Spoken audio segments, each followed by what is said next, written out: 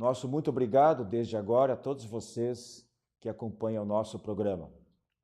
As cartas psicografadas aceitas como provas nos tribunais é o assunto do nosso tema livre. Vamos relembrar aqui 4 casos ocorridos no Brasil. Na sequência, o aparecimento de fantasmas, ou mais apropriadamente, espíritos desencarnados, após o terremoto seguido de tsunami no Japão em 2011. No ar, Diálogo Espírita.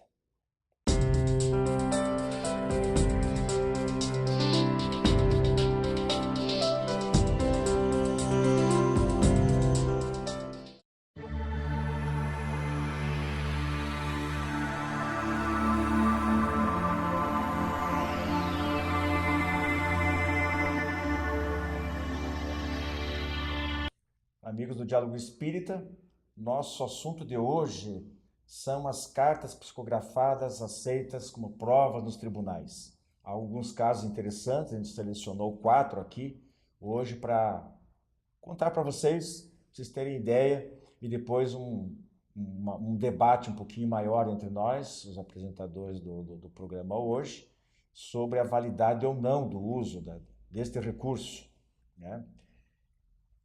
O mais antigo caso de psicografia nos tribunais, que pelo menos eu consegui tomar conhecimento, ocorreu em 1946, envolvendo o escritor Monteiro Lobato, ao receber uma mensagem em Buenos Aires que auxiliou um militar preso por um crime que não cometera.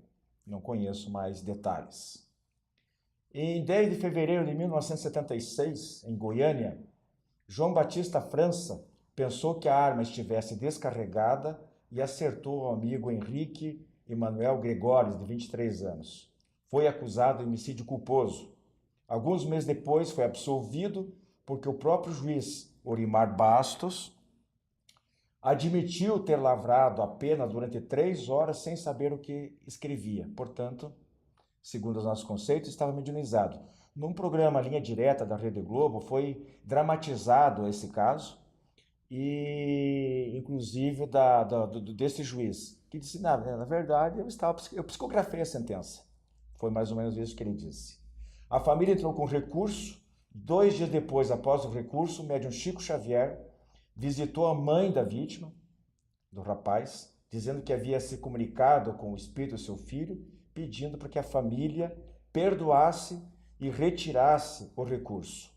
O autor não inocentava aquele amigo, mas disse que ambos tiveram culpa no episódio, depois é que vieram as cartas.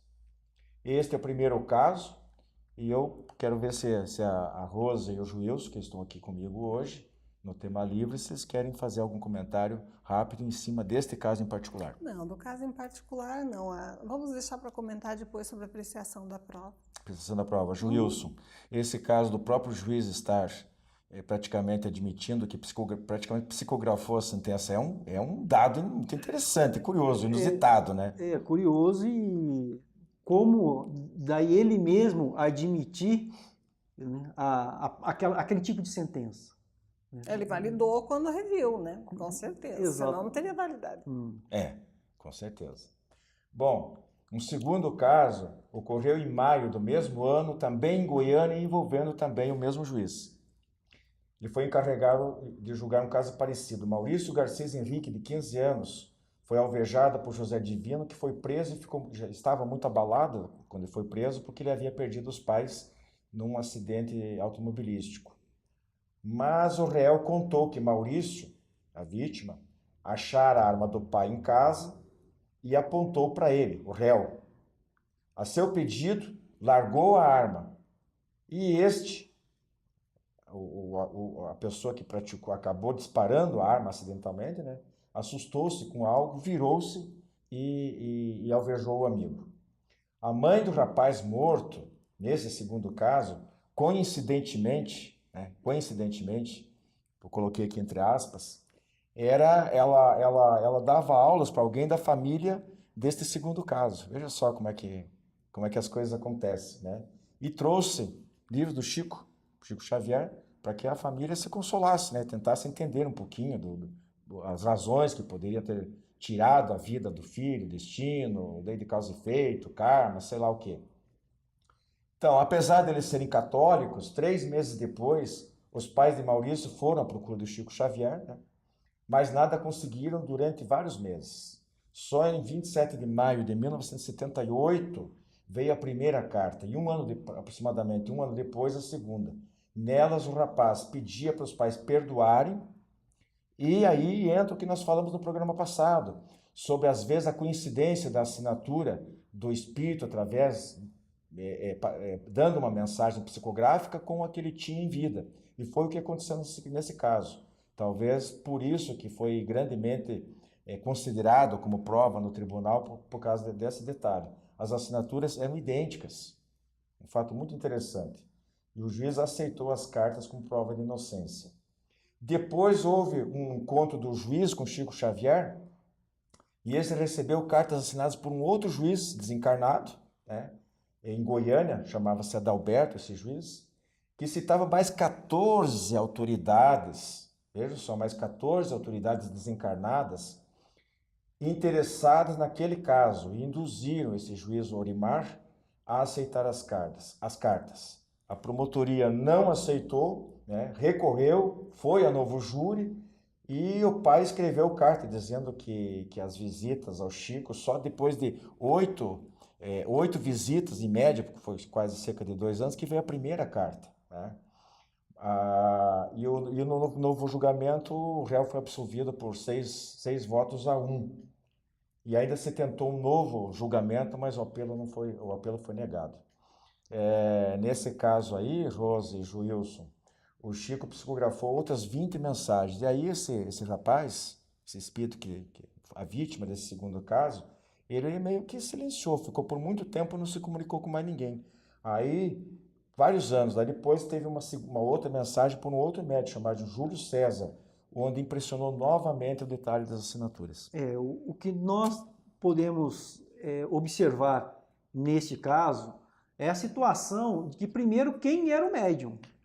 Então, nós comentamos já em programa anterior a respeito da credibilidade do médium, né, que no caso, o Chico Xavier. E um outro ponto interessante que deve ser observado também nesse tipo de situação são os detalhes que com certeza foram mencionados nesta carta que não era de conhecimento de muita gente. Talvez de conhecimento de um ou outro, porque senão como fazer essa validação? Fora a assinatura.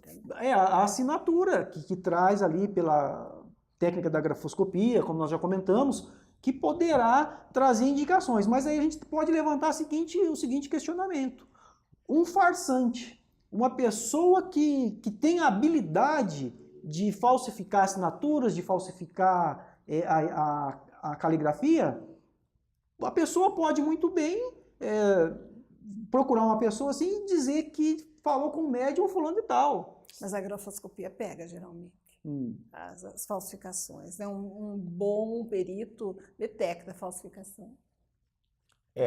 A gente vai ver na sequência, mais ao final do nosso debate, justamente esse aspecto que o juiz está levantando agora, em relação à validade ou não de se usar supostas, né? Vamos colocar aqui em princípio como supostas testemunhos das próprias vítimas através de médiuns. Então tem todo um procedimento que envolve aí que do ponto de vista jurídico tem que ser examinado com muita cautela, né? A gente não está aqui defendendo, dizendo que deve ser usado. A gente vai falar depois sobre isso.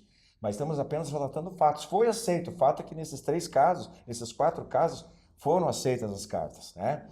Então deve ter passado por causou uma polêmica muito grande, muitos peritos convocados, muitas tentativas de invalidar, outras de aceitar, mas a coisa acabou fluindo e pesou. Pesou não como prova única, mas num conjunto de provas teve o seu papel, o seu valor.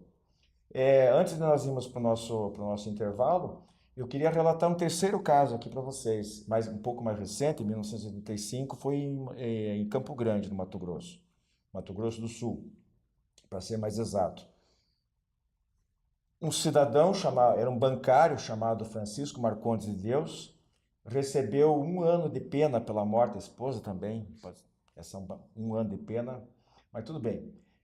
da ex-esposa, né? Ou era esposa na época, ex-miss Mato Grosso. Era Gleide Maria Dutra Fernandes de Deus o nome dela. E foi liberado, ele foi liberado por um habeas corpus e foi procurar o Chico Xavier, lá em Uberaba. Né? E aí o espírito esposa se comunicou pelo Chico, confirmando que o tiro fora acidental. Né? Foram 3 cartas, a primeira delas recebida 47 dias após o ocorrido, o evento. No primeiro julgamento, em 1985, foi absolvido, o julgamento anulado. No segundo, foi condenado a 1 ano, mas não cumpriu porque já estava prescrito. E o assassino, não sei se isso é relevante, né, mas é um fato curioso, aí vocês podem também emitir a opinião de vocês sobre isso, mas o assassino casou de novo, esse réu, né, vamos colocar assim, casou de novo e deu o nome da ex-esposa para a primeira filha. Que não era assassino, né? Ele é assassino porque realmente tirou a vida, só que teria sido acidentalmente. Realmente não foi propositalmente. Não foi proposital, não foi doloso, né? Foi culposo no caso. E vocês querem comentar alguma coisinha sobre isso? Aí a gente vai para o intervalo e volta depois com o 4º caso e algumas outras tipos especiais de psicografia. Alguma coisa? Parte, não. Não por enquanto? Então, nós voltamos do intervalo daqui a pouquinho. Até já. A Casa Editora Oclarim divulga há mais de um século a luz e o conhecimento da doutrina espírita com valioso conteúdo, de belíssimos romances a esclarecedoras obras doutrinárias. Conheça, divulgue e compartilhe a lucidez do Espiritismo. Casa Editora Oclarim. Acesse www.oclarim.com.br. A revista Ser Espírita propõe um novo olhar sobre a vida encarnada. É o Espiritismo sintonizado no século XXI, revendo os princípios fundamentais da doutrina espírita sob a ótica da filosofia, ciência e religião. Nesta edição, o destaque é para a entrevista com o médium Mauri Rodrigues da Cruz, fundador da Sociedade Brasileira de Estudos Espíritas. Imperdível. Para conhecer os demais fascículos, visite o site www.serespirita.com.br. Prezados amigos, estamos de volta com o nosso tema livre de hoje, falando sobre a aceitação de cartas psicografadas nos tribunais. Nós comentamos antes escrevemos aí 3 casos, né? E agora nós vamos falar um pouquinho sobre esse último caso e depois vamos passar alguns tipos especiais de psicografia que a gente pode, bastante interessante também, não é aquele tradicional só com a mão do médium, enfim.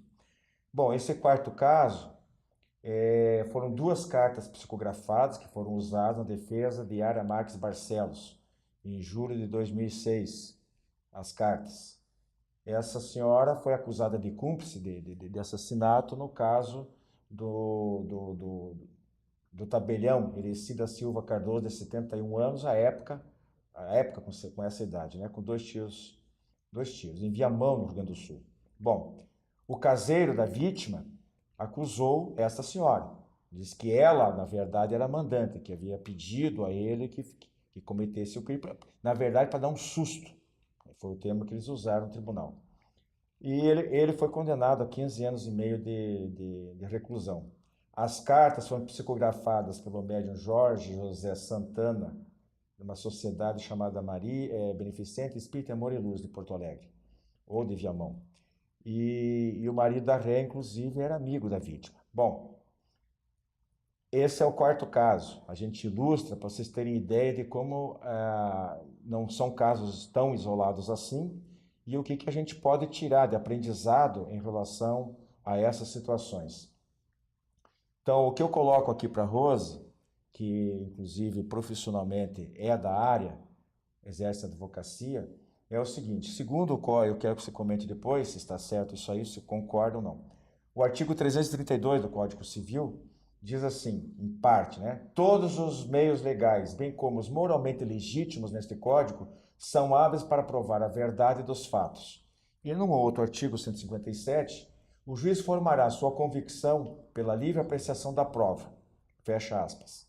Nesses casos que a gente tem visto que essas provas são válidas apenas como parte do processo, né? Essas informações, as cartas no caso, serve para reforçar outras provas ou se trazer um fato novo. Rose. O que nós temos, né? O Código Civil, o Código de Processo Civil, eles se destinam a proteger principalmente os direitos civis, o direito de propriedade, etc. Então, o juiz, ele pode, mesmo no novo Código de Processo Civil, lá acho que no artigo 331, é citado que ele deve decidir baseado nos fatos analisados dentro do processo e deve fundamentar sua decisão. Essas colocações, né, são mais limitações ao poder do juiz para que ele não possa decidir tão livremente assim, mas que aprecie as provas dos autos e fundamente a decisão com base nelas. Já no Código de Processo Penal, principalmente no Tribunal do Júri, é que realmente essas provas são apreciadas com mais amplitude, porque a própria comunidade é que é convocada através do júri a julgar um seu participante, né, de acordo com os valores aceitos. Naturalmente, tem que se circunscrever as provas apresentadas dentro do processo, mas há uma aceitação mais ampla. Nesses casos relatados todos, nós tínhamos processos de júri, homicídio, em que essa apreciação da prova ela é necessariamente mais ampla, é um tanto mais livre, né, a apreciação da prova. Até a palavra livre apreciação atualmente nem consta mais no Código de Processo Civil, embora o princípio permaneça íntegro. Então, dentro do processo penal, naturalmente, em qualquer situação, né, um laudo de grafotécnico ele vai ser acatado, atestando a similitude de assinaturas. Entretanto, as demais provas circunstanciais, os relatos, a idoneidade do médium, os detalhes do assunto que ninguém poderia conhecer, podem exercer a sua influência sobre o júri.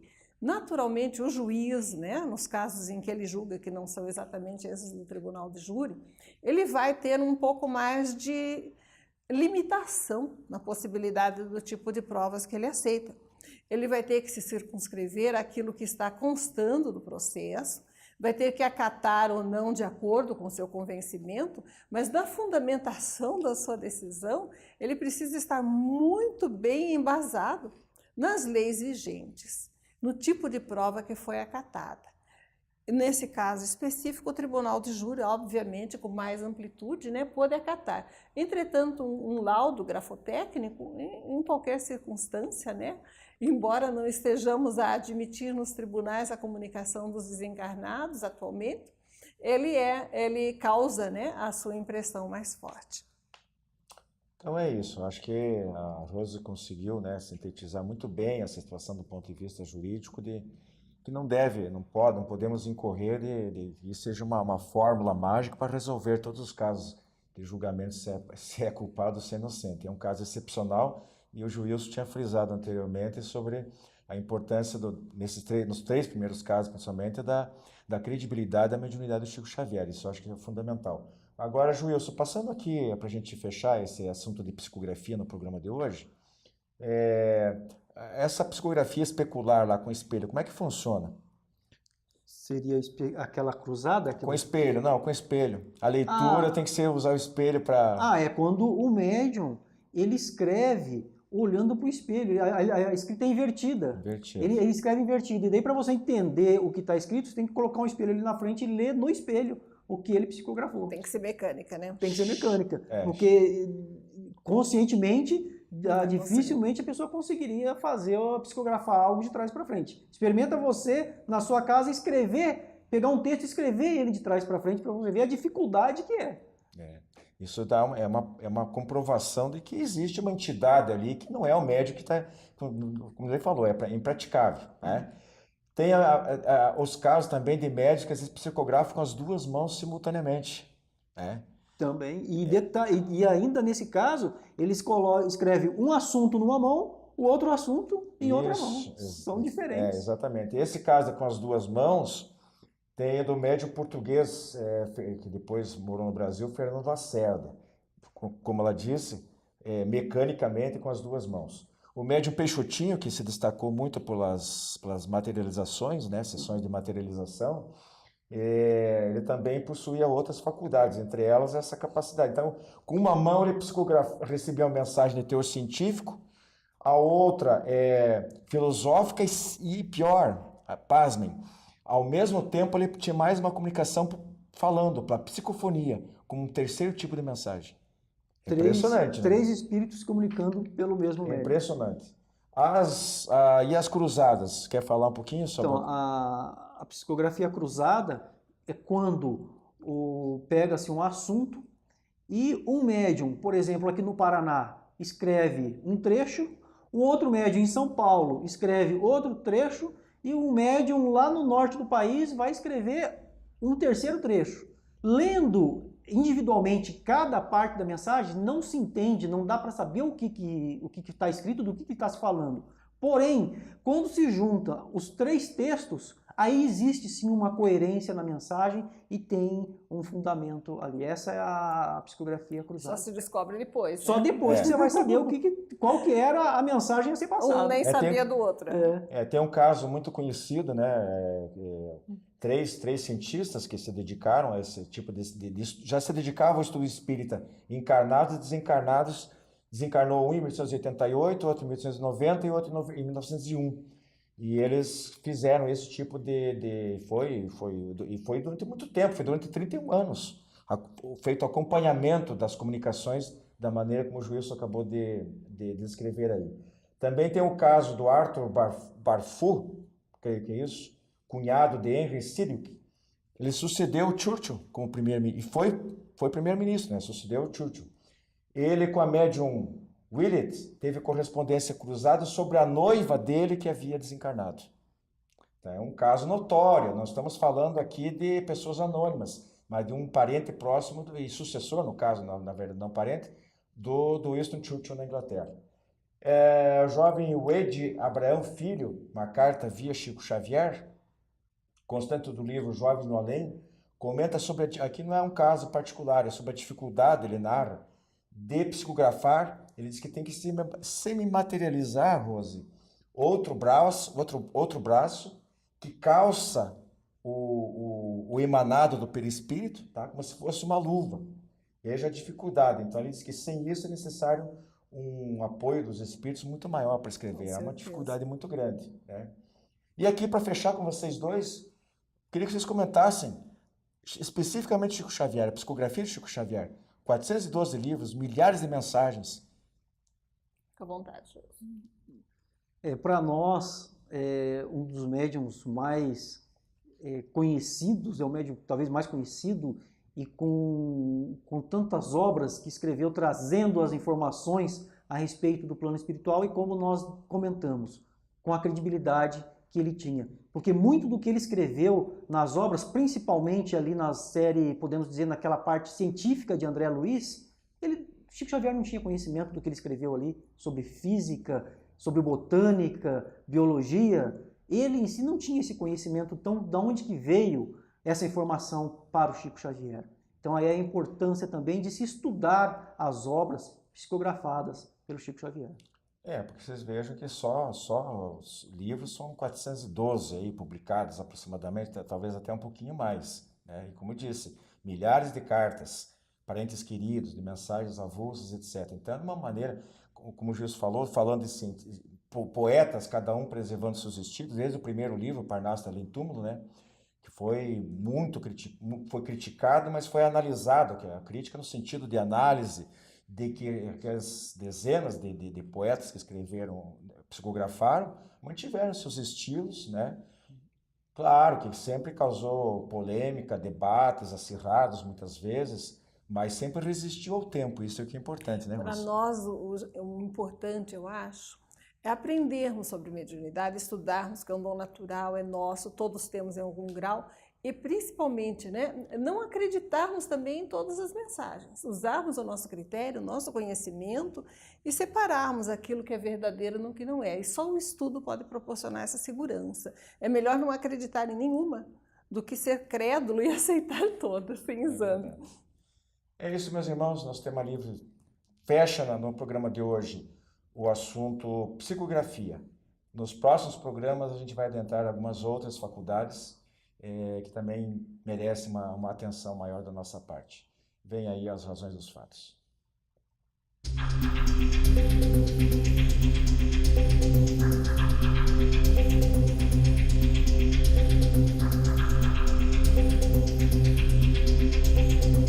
Prezados amigos, nosso programa, quadro As Razões dos Fatos, a gente recorda aqui, fato histórico, né?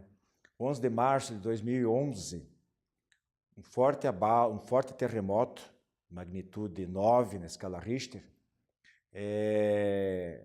seguido de tsunami, atingiu a costa nordeste do Japão. Foram cerca de 15 mil vítimas, mais 2.500 pessoas desaparecidas.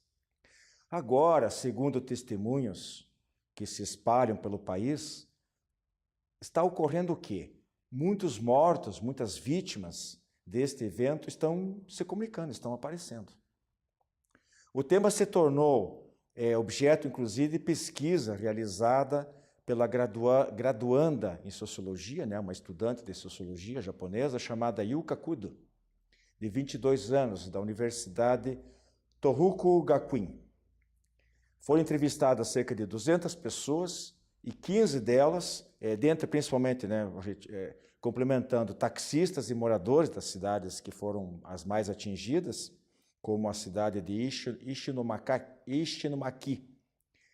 E 15 delas apresentaram relatos de aparições de fantasmas, né, de espíritos desencarnados, como nós denominamos, ou de outros fatos insólitos, situações inexplicáveis.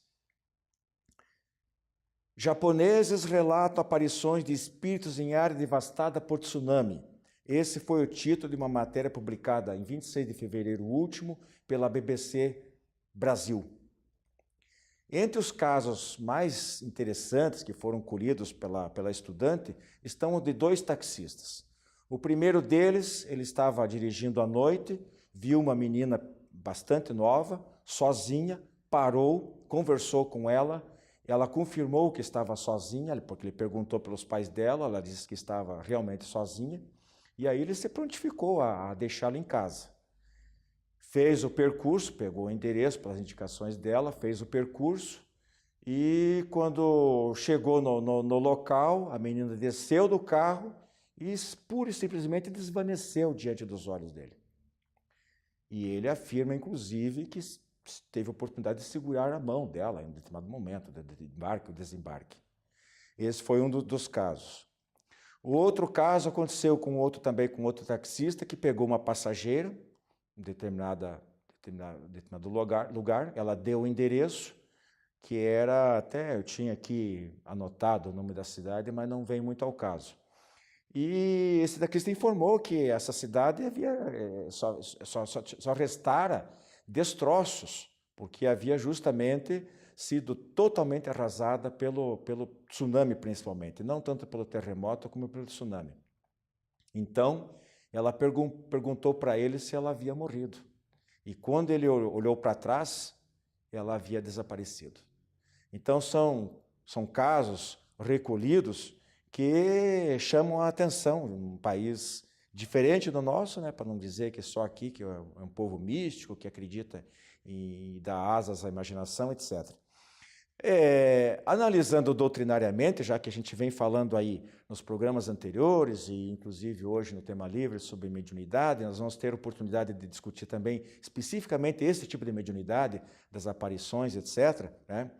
Mas o que a gente coloca aqui é o seguinte: da mesma maneira como a gente não pode dar crédito a qualquer desses relatos, muitos deles, que realmente podem ser fruto apenas da fantasia, da imaginação, né? Literalmente começar a ver fantasmas por todo lado, em toda parte, também não podemos negar a realidade desses fatos, que são muitas vezes bem testados cientificamente, inclusive, né? E julgar que se trata apenas de uma fantasia, de uma crendice ou da imaginação. O corpo fluídico ou energético, que nós chamamos de perispírito, que todos nós possuímos, é a matriz do corpo físico. É idêntico na forma ao corpo físico. E ele serve de intermediário, enquanto nós estamos encarnados, entre a alma, o espírito e o nosso corpo. E quando nós desencarnamos, o perispírito acompanha a alma na sua estada no mundo espiritual. Então, esse corpo fluídico, ele pode assumir outras formas, não outra forma, mas ele pode assumir graus diferentes de condensação. Num primeiro grau, ele se torna apenas visão, e, portanto, perceptível aos videntes. Depois, um pouco mais denso, são as aparições, que pode ser visto por o maior número de pessoas, às vezes todas as pessoas presentes, são os fenômenos de clarividência, né? E em alguns casos podem inclusive ser tocados, movimentam objetos, falam, podem ter suas pulsações cardíacas acompanhadas, respiram, como aconteceu com o espírito Kate King, através da mediunidade de Florence Cook, estudados pelo físico William Crookes. Nós vamos voltar a esse caso em particular. Nesse caso específico, nesses casos, a necessidade de que um médium, às vezes ele nem sabe que faz isso, mas ele faz a doação de ectoplasma. Desse material que se permite que o perispírito do espírito desencarnado se torne visível ou mesmo palpável, como nós colocamos aqui. E muitas vezes a pessoa doa essa energia, doa esse ectoplasma, sem saber, no caso do tipo inconsciente. Nós explicaremos melhor esse tema aí em outra oportunidade, quando a gente falar sobre mediunidade de efeitos físicos. Agora, antes de encerrar, só queria fazer um convite para todos vocês que nos assistem. Não percam, no próximo programa nós temos uma entrevista com o presidente da Federação Espírita Paraná, Adriano Lino Greca. Imperdível para todos vocês que acompanham o Diálogo Espírita. Uma boa semana a todos, que Deus os abençoe.